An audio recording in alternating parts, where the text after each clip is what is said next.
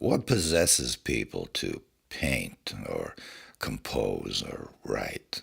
Many ways that happens. Not infinite ways. Maybe it boils down to a big dozen, like the Zodiac. These paintings are about the seeds of being an artist, when you start using what's around you to try to make sense of yourself. They're organized in time, from bottom to top, earlier to later. An individual's creative evolution, from inklings to understandings, like an egg, pupa, larva, imago, as analogs to how you understand your own work at different times. Generally, there are two parallel or contrasting figures, differing origins and different outcomes, different methods of progress and praxis. The premise of this painting, no particular title, it's body of work number 8. It's a painting made of just 10 decisions. Take as premise that there are two fiction writers, contemporaries, or nearly so, probably young. And this one has a story in him. A story that deals with things that are so universal, say, a love story, that it's practically myth. Especially if you think of myth as a strongly recurring signal that keeps happening all the time. Myths are reformed according to the needs of each age and deployed to shape the present and the future. And here's the story. This vertical represents the story. It's the central thing in the field, in this field of 10 decisions. It says, this is just a story, but it contains truth. It could happen to anyone.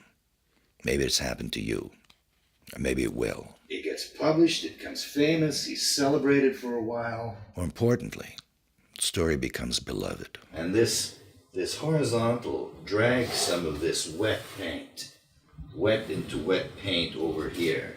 This is the story's effect going out into the world. This author becomes all flowered up, beloved, the way the story is beloved. Everybody who reads the story and takes it to heart is imprinted with it. Imprinted like you would be with a hit song that hits you at the right age, and you're never going to lose your affection for that song. Nothing will make you lose affection for it. Not time, not even getting wised up. Whether the artist repeats the trick or is ever heard from again is irrelevant. The work is imprinted, and here the artist stays. This author has complex feelings about the story. These feelings obsess her. She loves the story, probably. Just as likely, she sees it as something that challenges her own creative impulse.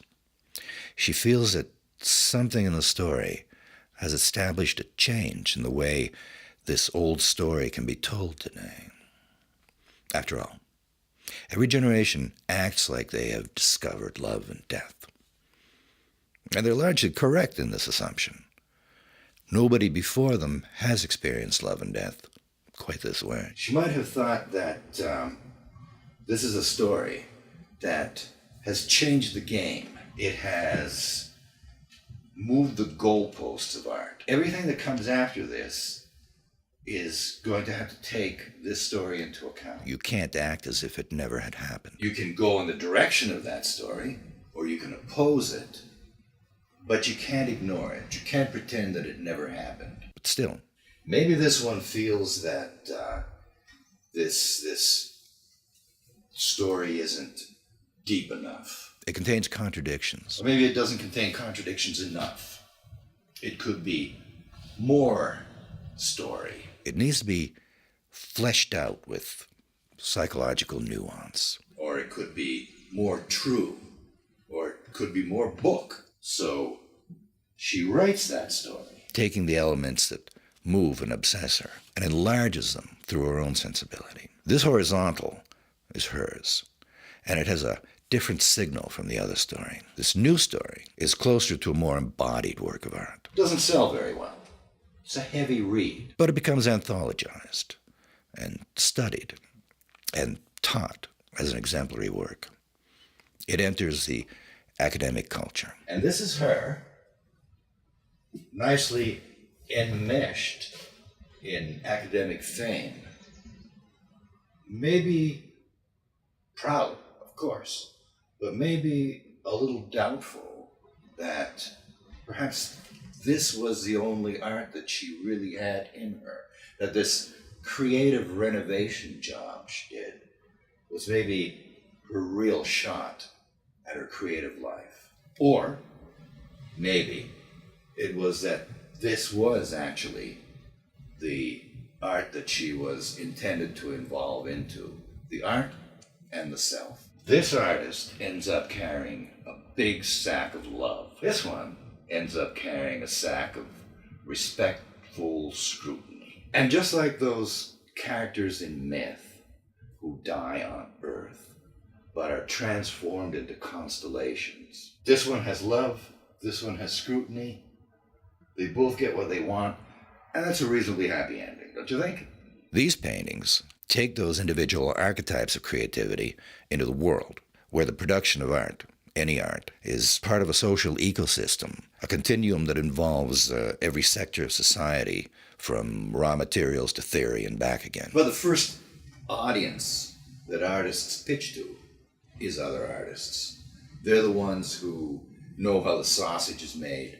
They're the ones who understand art at a engineering level. As a viewer, you want to feel you're in on whatever problems the artist is working on. The recurrence of cycles, and cycles within cycles, of style and fashion and signification in culture. The marginal becomes the mainstream. The end of a style presents itself as the opposite of the beginning. So this is about those cycles, especially as they relate to styles of art. You know when a style or work becomes not just popular, but inevitable. It's when you get what the thing is about without having read the book, seen the movie, heard the music. The past is unpredictable. Nothing ages faster than the future. This is a study of ways a biographer or historian would look at an artist as the private individual with an inner life, as the public figure with an outer life, as a figure in art history, and as a person in art myth. This is an art dealer. This is a buyer putting his money on the table.